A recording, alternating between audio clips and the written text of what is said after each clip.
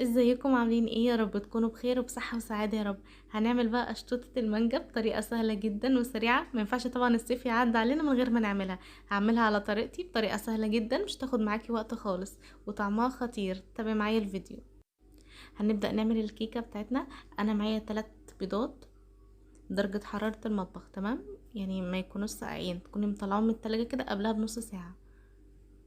هضيف عليهم نص كوباية من السكر، طبعا السكر حسب الرغبة يعني، و3 باكت فانيليا، وهضيف معلقة خل كبيرة.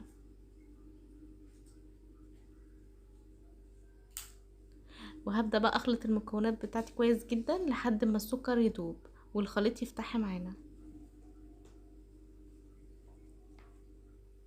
بعد ما السكر معانا داب كويس جدا، انا ضفت كوبايه الا ربع من الزيت وهضيف كوبايه لبن. هبدأ اخلطهم كويس جدا مع بعض. وطبعا زي ما انتم شايفين المج اللي انا بستخدمه هو اللي عايرت بيه كل حاجه. انا هضيف بقى كوبايتين من الدقيق، نفس المج اللي احنا استخدمناه في الاول، عشان بس الكيكه تطلع معاكي مظبوطه تستخدمي نفس المعيار.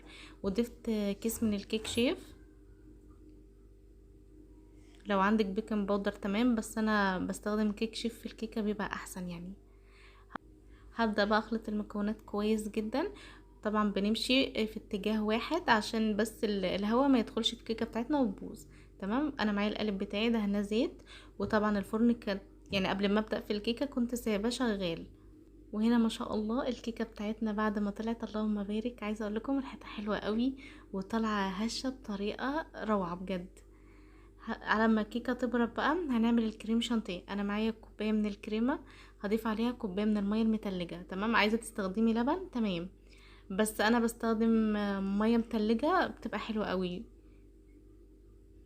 هبدا بقى اخلطها كويس جدا، يعني هتضربي فيها حوالي 10 دقايق كده لحد ما القوام يظبط معاكي.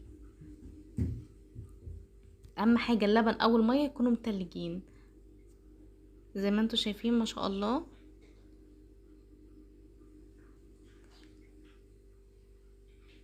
هنا القوام معانا بقى تمام قوي، والكيكه بتاعتنا خلاص كانت بردت. هبدا بقى اسقيها لبن، كوبايه من اللبن كده. طبعا ما ينفعش نسقي الكيكه لبن وهي سخنه، لازم نسيبها تبرد الاول. وهضيف بقى الكريمه، هبدا اوزعها كويس جدا.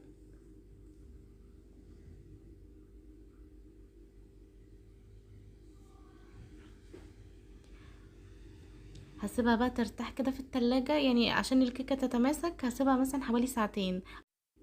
هبدا بقى اضيف المانجا.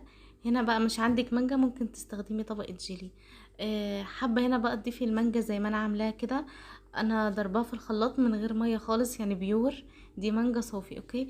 ممكن انتي برضو تضيفي مكعبات من المانجا زي ما تحبي، يعني الخطوة دي اختياري. ممكن جيلي مانجا، ممكن مانجا بيور خالص من غير مية او اي حاجة. وكانت على فكرة متماسكة وحلوة وما ضفتش فيها جيلاتين ولا اي حاجة خالص، وما شاء الله طلعت جميلة. ممكن بقى يعني تقطعي المانجا مكعبات وتضيفيها تزيني على الوش، فاللي انت تحبيه.